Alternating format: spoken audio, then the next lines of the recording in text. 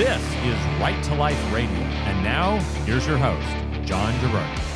We're here with Right to Life Radio and joined this week for a very special episode. We've been promoting our wonderful event with Toni McFadden over the last month. And here in studio to join us is renowned national pro-life speaker, Toni McFadden. Thank you so much for joining us, Toni. Thank you for having me. I'm excited. Yeah, well, it was fun to give you the grand tour of our palatial, not exactly palatial, office for Right to Life of Central California. Toni is doing wonderful work, teaching, speaking with groups all over the country, speaking at schools all over the country, and sharing the pro-life message. She's spoken for us here in Fresno. We had a big group of kids from San Joaquin Memorial High School and Holy Cross Junior High speaking at New Hope Community Church in Clovis. So, Toni, why don't I'll start by giving you the floor a bit and maybe share a little bit about your story and your background and why you got into this business of the pro-life cause and teaching about it. So, well, definitely a God thing of why I get to do what I get to do. And I think the main point is I want to be for women what I didn't have when I faced my own unplanned pregnancy. And I don't know if you're going to ask me specific questions about my story or you want me to just give a little brief overview. Yeah, I mean, to whatever extent you feel comfortable. So why don't you share just a little bit of basics of your story? But because hearing about your story and reflecting on our work at Right to Life, that I would love to dig into that about, based on your experience, what kinds of things you think would be helpful for young women facing an unplanned pregnancy and what kinds of support you wish you had had. Yeah. And, I'm always trying to look at what we do at Right to Life and think, how could we do better? How could we do more? So maybe share just sort of the basics of your story. Yeah. Yeah. Okay. Well, I was a senior in high school, had gotten pregnant by my boyfriend who I've been dating off and on for about 2 years. And I tell people that I only heard two voices in the moment that I found out I was pregnant. When I told my boyfriend, he said, "You don't want to keep it, do you?" And when I told my best friend, she said, "You can't keep this baby." Obviously, I'm afraid, I'm nervous. I don't want to tell my parents. I don't want them to be disappointed in me, all of those things, all of those fears. And what the abortion industry does is they feed off of those fears. And when I made an appointment with them, because we didn't have cell phones at this time, so I'm aging myself. But that's all right. I remember them saying, "We're going to give you a new name.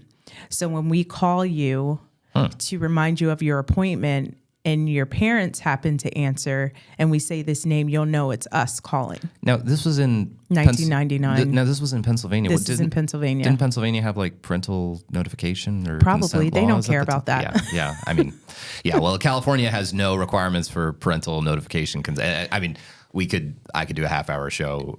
I could rant for a half hour about all the crazy things in California. But anyway. Right. So they've always been deceptive. They have never wanted parents to be involved. And so I was 7 weeks along, but I had no idea about fetal development. Sure. And when I went there, they gave me an ultrasound, but unlike the beautiful... Yeah. Don't want you to see it. Yeah. Yeah. They had the screen faced away from me, and that's because they only want to know how far along you are so you know how much you have to pay. Right. So it has nothing to do with showing you anything, but I actually asked if I could see the screen, and the nurse was agitated with me for even remotely asking that question. We're going to talk about this later on, just the ways in which, we're doing this in the context of what we're going to be talking about, the abortion pill and the litigation surrounding that right now, but just how the abortion industry skates by informed consent. Like I think they just do the barest minimum possible to cover themselves legally. But nonetheless, so much of it is deceptive. The whole, clump of cells line, not necessarily wanting to show you the ultrasound. I think they just do the absolute bare minimum, but it still deceives people. Yeah. It's because it's all about financial gain. It's not really about the woman at all or caring for her. And she did actually turn the screen around, but before I could say anything, she was like, "It's just the size of a pea. It's nothing." So, as a teenage nothing girl, with DNA, nothing with chromosomes, nothing with the heartbeat. Yeah. She doesn't want to explain any of that. And I'm vulnerable in that moment because I'm believing you because you're a doctor. You're an adult. You're an adult. Yeah. And so I went in to see the doctor, and he gave me the abortion pills. And just as many stories that you hear, he gave me the first set and said, this will stop the pregnancy. And he said, here's the second set of pills. You take them in the comfort of your home 24 to 48 hours and later. And this was in 1999? When they were not FDA approved. Wow. That was my next question, because they were approved in September of 2000. Mm-hmm. So, yeah. My gosh. Mm-hmm. Yeah. So I ended up taking these pills, and long story short, my pills didn't work. Okay. And even when I called them to explain, like, I don't think this worked, the woman was like, oh, we gave you 2 sets, so just take the second set and you'll be fine. It didn't let me ask any more questions. They had already gotten my money, so that was the last thing they were concerned with. But I ended up a month and a half later hemorrhaging while I was in school. And I didn't even know what Toni, that was. It's as safe as taking a Tylenol. It's as safe as taking a Tylenol. Yeah. I mean, how traumatic. As I said, it happened first in school. I was in the nurse's office, and then I lied to my mom when she came to pick me up and just told her I had bad cramps. Right. And I just remember going from my bed to the bathroom for hours. It could have been days, but I still think I'm traumatized from it, that my brain still won't go there. But I just remember laying in fetal position in my bed, just praying like that I would make it, really, because you feel like you're going to die. I just was not prepared the way he just said it would be like a heavy period. Right. Well, I want to go back a little bit sort of to ask about, so one of the big bits of research that's kind of rocked my world of how I perceive these things. And it's perfectly jived with our experience at Right to Life, where we have our outreach ministry, and we're directly working with women who are considering abortion. And the Charlotte Lozier Institute published the research that about 70% of abortions are against the preference of the woman having it. So that can range all the way from outright coercion to, I would rather have this baby, but I just don't feel I have the money, or I don't feel I have the support. That sounds like that was your experience. And I think, I'm sure you hear more and more stories as you come across the country that choice is, it seems like it's not the narrative of choice like is not really, that's not really what's going on. Yeah. They don't want you asking questions. They don't want you to change your mind. They have scripts for women who are second guessing it. I've heard stories of women running out even though they already paid, because they're just like, you're not getting your money back, or you already paid, so you might as well stay, things like that. And down the road, when I did become a believer and I ended up telling my parents, they said they would have never have had me have an abortion. So the fact that they completely disregarded having my parents involved is just, it's wrong. And that's what we see so much with the women we're encountering, our employee, Linda, who sort of works with them, just to sit them down and just, okay, stop and think. What resources do you have? Like, will your mom actually kill you? Right. Well, or maybe we should, let's call her right now. And maybe, just to have those. So, well, and then I guess that makes me want to ask, looking back, what do you now wish that you had at that time? Like, whether it's from your church, from other nonprofits, maybe the ways in which the topic was or wasn't discussed in the home. Are there things that what sorts of things, maybe reflecting, do you wish that you had? I definitely wish I would have waited until marriage. Sure. Yeah. I wish I would have valued sex and relationships, and I wish I would have had open communication with my parents to not assume I knew how they were going to respond to me. I wish that I knew about pregnancy resource centers. Right. I had no clue that they even existed. And I wish that I would have had someone on that other side slowing down that process for me. Yeah. All right. Well, when we return, we're going to continue our conversation with Toni McFadden, talking about what sorts of resources we in the pro-life movement can provide to help people facing challenging pregnancies. Stay tuned for more here on Right to Life Radio. We're back with Right to Life Radio. We're joined by pro-life speaker Toni McFadden, who's sharing about her experiences. And we're talking about sort of what kinds of resources could the pro-life movement provide for young people to do more. And for us, it's almost kind of for me, it's been a sort of thing when I started here at Right to Life about 7 years ago. It was sort of what more can we do? Are there things that you think given that you've spoken for the National March for Life, you've gotten to see what the pro-life movement is doing nationally a bit more.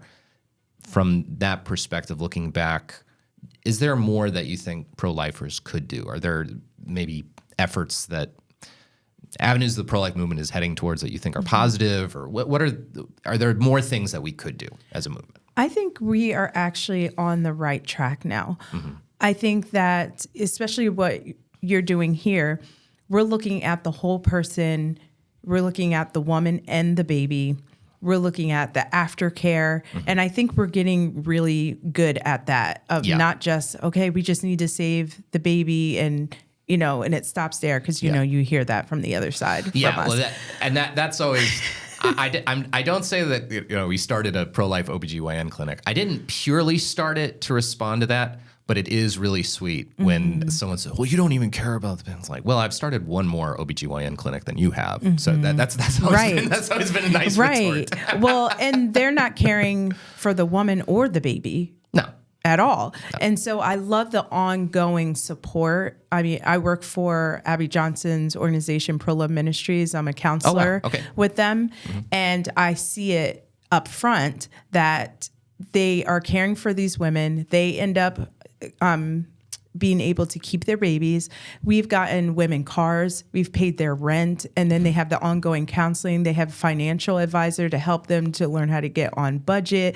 So we just grassroots organizations. We just don't get promoted the same way as Planned Parenthood because they're taking our taxpayer dollars. Sure. So I think we are doing a lot. Yes, I could break down all the different pregnancy resource centers and say, okay, maybe you could work on marketing. Maybe you could do, but I think as a whole, we know we're in a spiritual battle there. I don't think we're ever going to have it all together on this side. No, that's probably true. And I do think the growth of pregnancy centers and then the progressive growth of like more and more advanced from non-licensed centers to licensed clinics that do some services to licensed clinics like our Obria clinic that's sort of all your medical care. Right. I think that progressive growth is really positive. Mm-hmm.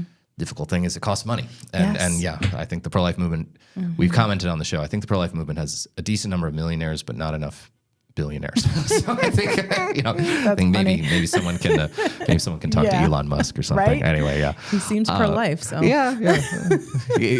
certainly enjoys having children. Anyway, so I wanted to, this seems like an impossible topic to tackle in 4 minutes. I want to sort of pick your brain about experience of abortion and how the pro-life movement is doing or not doing with the African American community more broadly. Just I know abortion rates in the African American community are very high, and I guess I want to get your perspective of are we? I don't want to be critical of African American churches or whatever. I want to be more sort of self-reflective. Right? Is there more that we can be doing? That groups like Right to Life Central California is there more that we can be doing to reach out to this community? That it doesn't.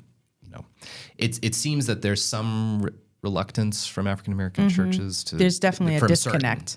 There's definitely a disconnect, and I think it's a spiritual thing. I think it's been rooted there for a very, very long time. But I say, don't be afraid to speak on it. Just because you don't have the same skin color as them. I mean, life is life. We want all life to be protected, but there is a target, and we are not replacing ourselves right now. Yeah. And if abortion didn't exist, blacks wouldn't even be the minority.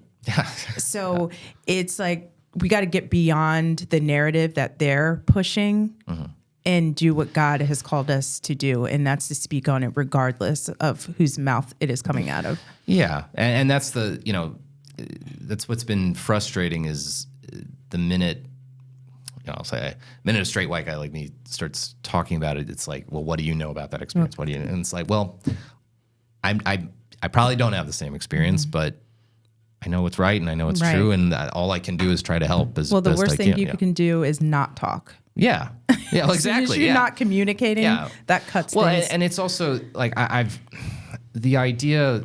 We'll sort of wrap with this. The idea that I remember someone talking about the basketball player Giannis Antetokounmpo, and there were all these announcers who would refer to him as just the Greek freak or Giannis, and they said, "Well, that's racist that you're not learning how to pronounce his last name." I'm like, well, so we're sensitive to that, but the practice of abortion killing 1 out of every 4 African American people. Oh, there's no coded racism there. There's no hidden, like, there's nothing to see there. Yeah, I mean, just if you saw where our 2 big abortion clinics are located in Fresno, it's on purpose, right? Yeah, you don't. 2 + 2 is 4. I mean, you don't have much dot connecting to do. I mean, and the thing we've seen. You talk about sort of the making money aspect of it. That is the root of it all. Yeah, it is. Even our abortion clinic in South Fresno, they're not even doing STD and STI testing anymore. I mean, even all these services they try to trumpet, they don't really seem to care about. We have 1 out of every 4 women in South Fresno don't get prenatal care at all. Planned Parenthood doesn't offer it. Right. All they're really caring about is this one thing that makes a lot of money. So, well, Toni, thank you so much. Can you share with us where people can find more about you and your work online, or anything you want to promote? So, my website is ToniMcFadden.com. So if you have an event and you need a speaker, you can book me there. And I'm on Facebook, Instagram, and TikTok. All right. I know the forbidden TikTok. I'm on it. Well, it's good for somebody to be on it. So I'm glad you're there. All right. We'll be back with our buddy Jonathan Keller and more here on Right to Life Radio. Back with Right to Life Radio, our great thanks to Toni McFadden, who came to speak with us in Fresno this week. Really wonderful to bring awesome pro-life speakers like her to the Fresno area. That's what we do at Right to Life. Support our work in doing that at rtlcc.org/donate. If you support what we do and you like Toni and you like the speakers we bring. A speaker we bring on every week. It's me. We can't keep him away. That's right. As much as we've tried. Mr. Jonathan Keller from the California Family Council. Well, when I heard there was an Apple Vision Pro here at the office, I was compelled. Producer Colton, like a moth to the flame, has an Apple Vision Pro, and I've always thought that Jonathan was the biggest Apple fanboy in my life. But no, that title he has relinquished that title to Producer Colton. Who has taken the throne as chief Apple fanboy, as Colton has worn an Apple Vision Pro. So that's right. I'm excited to hear Jonathan wore it, and I had to send a text apologizing to Jonathan's wife Julia for bringing this into her life at my own office. So, all right, let's dig in to. I think one of the big stories that's happening right now in the pro-life universe is the Supreme Court is going to hear the case Alliance of Hippocratic Medicine versus FDA. And this is a court case dealing with the legality of the FDA's approval of the abortion pill. So the FDA gave FDA approval to the abortion pill in the year 2000. The argument is that approval was illegal, that basically the FDA gave this expedited approval, which it's only supposed to give to drugs to medicines that treat serious illnesses. And the central contention is, well, abortion does not treat a serious illness. It ends a pregnancy, which is not an illness. It's not really treating anything, and it's not an illness. So another line of attack against the abortion pill, which I think is fair, is I think that, Jonathan, you and I have talked about this a lot, the abortion distortion, how otherwise applicable principles of law, when they encounter abortion and the political and cultural pressures around abortion, all of a sudden things get weird. Yes. And you know, for all the arguments that abortion is just a normal health and safety procedure, but for some reason it becomes this very particular health procedure that has massive amounts of constitutional protection.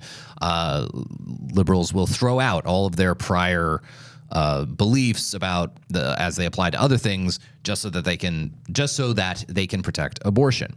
And I think and you can see this with the FDA sort of bending its rules for approving abortion, the ridiculous standards by which abortion, the abortion pill, had its health and safety standards loosened.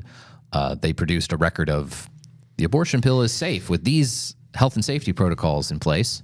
Therefore, let's remove these health and safety protocols because it's so safe. Well, maybe it's not safe anymore now that you've removed these health and safety protocols that you had in place that have allegedly developed this great track record of safety, which frankly wasn't all that safe to begin with. So I think one of the things we've often talked about is the lack of information women get before they get abortions. Yes. This has been a consistent problem with abortion provision in America since the 70s, that so many women are told are either soft-pitched, undersold how dramatic an intervention it is, or in some cases they're flat out lied to, like the classic lie of it's just a clump of cells. That is a lie. A cancer is a clump of cells. A tumor is a clump of cells. An embryo is not a clump of cells. A fetus is not a clump of cells. It, unless you think that an incredibly intricately organized metabolism having collection of cells is a clump, which I don't think works as a definition of clump. That has been a consistent lie that has been told to thousands and thousands and thousands of women who've had abortions. Yes. I think one of the hugest lies that's being advocated right now, and let's remember, the abortion pill is the most common way that abortions are performed today. Okay, there are clinics that are being set up that don't have surgical abortions, only have pill abortions because it's so profitable. One of the two Planned Parenthood clinics in Fresno doesn't do surgical abortions, but they do pill abortions. Pill abortions constitute something like 55% of all abortions in America.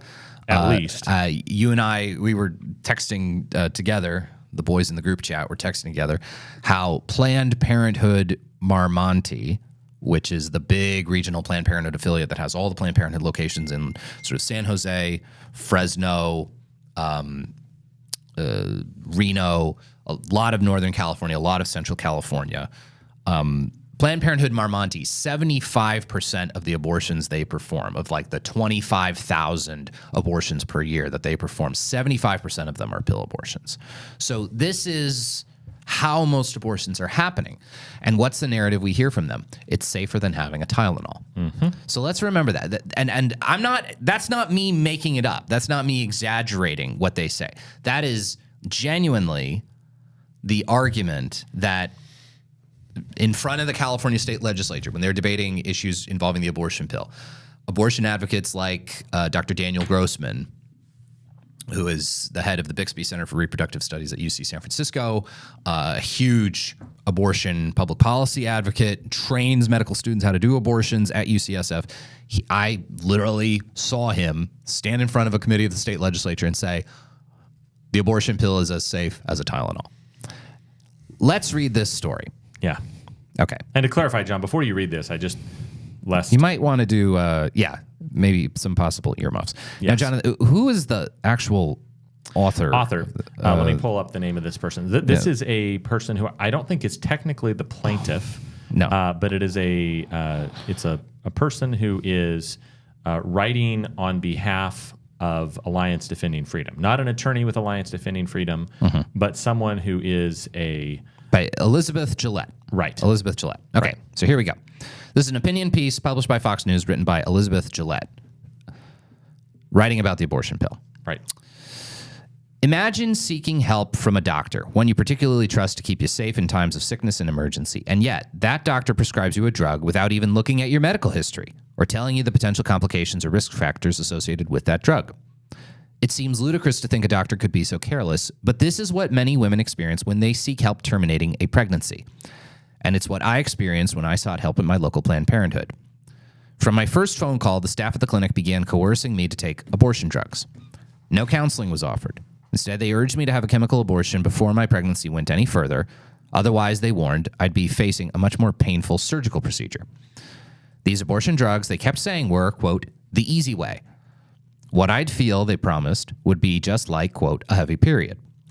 The doctor did an ultrasound but didn't want me to look at the screen. No one told me what the risks of the procedure were. They kept minimizing the drugs, assuring me it would be easy and safe, and that above all, I would feel relieved. The doctor gave me the abortion drugs. One to take there in the office, the other the next day at home. So that's mifepristone, the first drug, the abortion pill proper, and the second is misoprostol, which is basically to induce labor, to expel the deceased child from her womb. It's going to be as easy as taking a Tylenol, they said. And that is the party line. That line, that the abortion pill is as safe as taking a Tylenol. That is the consistent party line. Mm-hmm. Elizabeth Gillette here writing this piece for Fox News says, it wasn't. When the drugs took effect, the pain was beyond anything I'd ever experienced or imagined. I bled profusely, pools of blood down my legs and onto the floor. Pain relievers and heating packs did nothing to ease the pain. My body shook violently. I suffered nausea and diarrhea and was sweating uncontrollably. Then I passed the amniotic sac with my tiny child inside. I was shocked and traumatized. They had said all I would see would be blood clots like a heavy period. No one had warned me that I would see my recognizable baby. I was devastated, shattered. I held the sack, not knowing what to do with my tiny baby. I was covered in blood, still sick and shaking when I flushed my baby down the toilet. I came to that point of physical danger, emotional anguish, psychological torment because the doctors and medical professionals at Planned Parenthood lied to me.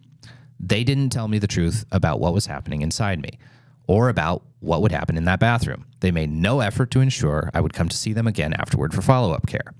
They shared only carefully selected information that would prompt me to give them money and take their drugs without any concern for my health, safety, or well-being. There's a reason the Food and Drug Administration's own label for these drugs says that 1 in 25 women will end up in the emergency room. So the FDA's own label says hey, John, there's what is that, 4%? Yeah. There's a 4% chance you're going to go to the emergency room after a pill abortion. Every time I have a headache and I am taking, an Excedrin that has Tylenol and aspirin, acetaminophen and aspirin in it, I just think, look, it's Russian roulette. There's a 1 in 25 chance I'm going to end up in the hospital. 4% chance I'm going to go to the it's safe and effective. Right. The pain was excruciating. I bled heavily for weeks after I took them. I also experienced tremors for weeks afterwards. I'm sharing my story because I want to ensure that other women receive proper medical care when taking these drugs. Given my experience, knowing that the FDA no longer requires doctors to prescribe these drugs to women with the utmost caution and care is appalling. I am heartbroken to think of young girls taking these drugs all alone, as I did because the FDA betrayed them. Regardless of what any of us might think about abortion, women using these drugs deserve better. Women deserve in-person doctor visits to check for ectopic pregnancies, life-threatening infections, and severe bleeding, and to be as informed as possible about what they might experience taking these drugs. Yeah, so let's remember, the rules are different now probably than when this woman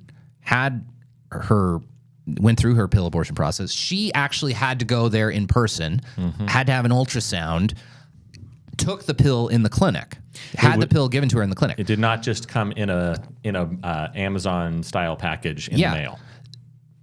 President Biden changed the regulations such that a woman like this wouldn't even get an ultrasound at the start. So the possible complications could be worse. They would have no way of knowing, for example, if this woman was having an ectopic pregnancy. But the abortion pill doesn't expel an ectopic pregnancy. That's when a baby's growing, not in the uterus, but in, say, the fallopian tube. So that baby could keep growing and growing and growing in the fallopian tube and kill you. Okay? That's the problem if you're prescribing the abortion pill without an ultrasound, which is what the Biden administration has just allowed, starting in 2021. And furthermore, this line that is being used all the way from top-level public policy advocates all the way down to, apparently, from this woman's story, the providers on the ground giving these women the drugs, the abortion pill is as safe as Tylenol. It's just a heavy period. It is not. It is not any of those things. And when you listen to what she's talking about, heavy bleeding for weeks, passing serious blood clots, you can see why is it that thousands of women have experienced hemorrhaging as a result? Why does the FDA label say there's a 1 in 25 chance you're going to go to the emergency room afterwards? It's heavy risk of hemorrhaging. This is really serious. What I experienced on that bathroom floor haunts me to this day, she continues. Afterward, I suffered anorexia, depression, nightmares, and more. Even after years of counseling to work through the pain and betrayal, I still suffer from nightmares and PTSD. But countless women are still being misinformed the way I was, facing the same horrors I did and facing them alone as I did. No woman should be left to perform her own abortion. The FDA has betrayed the women and girls who look to them to establish and enforce the safety standards that prioritize their health and well-being over political agendas and corporate profits. Ding, ding, ding, ding, ding, ding, ding. There you go. You scratch the pro-choice movement, and beneath the facade, just under there, are people making money. We'll talk about that a little bit more after this break. But again, we need to push back on this. It is not as safe as Tylenol. This is a major medical intervention. That is next with Right to Life Radio. Back with Right to Life Radio as we look ahead to the Supreme Court going to hear the case, the FDA... Alliance of Hippocratic Medicine versus FDA. This is a case where a group of doctors in Texas are challenging the FDA's approval of the abortion pill, saying that it was illegally, wrongly done. I want to turn to the question of informed consent in the practice of healthcare. Okay. So the theoretical basis of informed consent is based in American law regulating torts. Okay, so what's a tort? It's a delicious little cake, right? Tort. Isn't it? A tort. No, a T-O-R-T. Tort. So tort is the body of law governing civil offenses for which you vindicate yourself in a civil lawsuit. So while there's the criminal offense of battery, I punch you in the face, the criminal offense of battery is vindicated by the government, by the government prosecuting somebody, okay? I beat up Jonathan, and Lisa Smitkamp comes to Jonathan's rescue and prosecutes me. Good job, Lisa Smitkamp. However, there is also the civil wrong, the tort of battery, which is very similar to the crime of battery, where I punch Jonathan in the face, and Jonathan sues me for damages because I committed the tort of battery against him. And now, in a civil lawsuit, Jonathan is suing me. It's not the government suing me. It's Jonathan suing me. And Jonathan can sue me for usually money damages or an injunction that I stop doing something. So those are the remedies that you pursue for a civil lawsuit because of a tort. And okay. John, theoretically, let me just tell me if I'm, as the non-attorney on the show, theoretically, you can oftentimes have, like we saw somewhat more recently with a certain former president of the United States who was sued for something. Yes.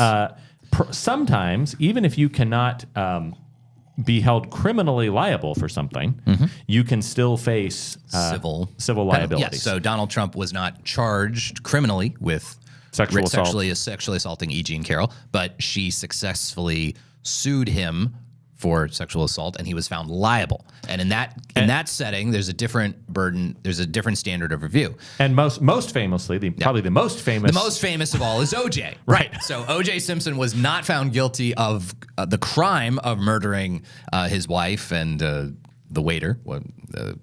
I always forget. I forget his name. Goldman. Yeah, Ron Goldman. Ron Goldman. Yeah. Or no. That's not what it is. I don't remember what it was. It was probably some other sort of stereotypically Jewish-sounding name, and that's why we're thinking Goldman. All right. Anyway, sorry.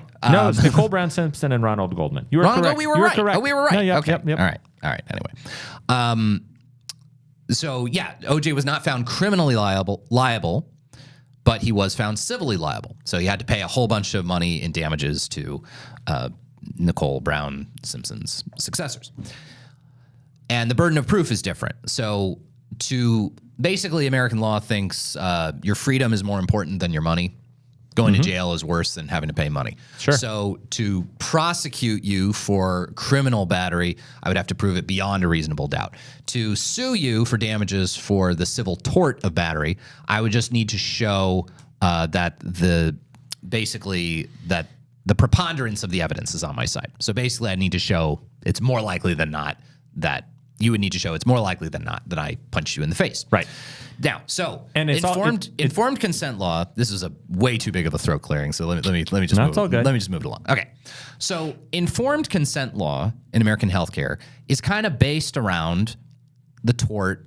Theoretically, it's based around the tort of battery. Battery means an unconsented touching.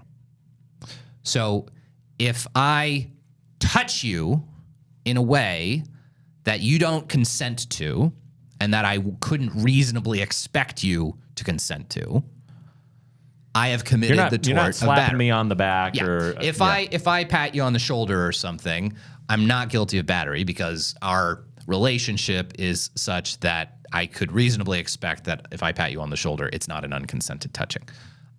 If I did that to a stranger, different story. If I grab a stranger's butt as they walk by, very much different story. Right. Okay. So battery means unconsented touching. If you perform a medical service of some sort, treatment, on a person without giving them appropriate information to allow them meaningfully to consent to it, you can be charged with medical battery. And that's what informed consent law is designed to protect against. Have you given this person the amount of information necessary so that they can meaningfully and reasonably consent to this intervention? I feel like the abortion industry, based on countless anecdotal stories I've heard from people, skates by just barely when it comes to providing informed consent. I feel like they have at various times lied to people to say that, well, the baby's just a clump of cells, so this abortion just removes that, which is a lie, I think. That, it's as easy as taking a Tylenol. And they base that off of some study comparing Tylenol overdoses against the incidence of hospitalization through the use of the abortion pill. There's some way that they can jigger the numbers around to make it such that, such that maybe some interpretation of that is true. But that's a lie. Okay, it is a lie to say that the abortion pill is just as safe as Tylenol. Yep. It is not just as safe as Tylenol. It involves way more complications than Tylenol. It's a way more serious intervention, way more dramatic intervention than Tylenol is. It just is. It is completely deceptive to say so. And I guess my thought is, I feel as though the abortion industry does the bare minimum possible to ensure they can't get sued for failing to provide people with informed consent, but that they fail to provide people with genuine informed consent all the time, that they do stuff that's deceptive and they lie to people. Yep. I think that is 100% the reality. I think that's probably undeniable. Yeah. Well, folks, that's it for us with Right to Life Radio. Thank you all so much for listening. Thank you for supporting us at Right to Life, and we will see you next week.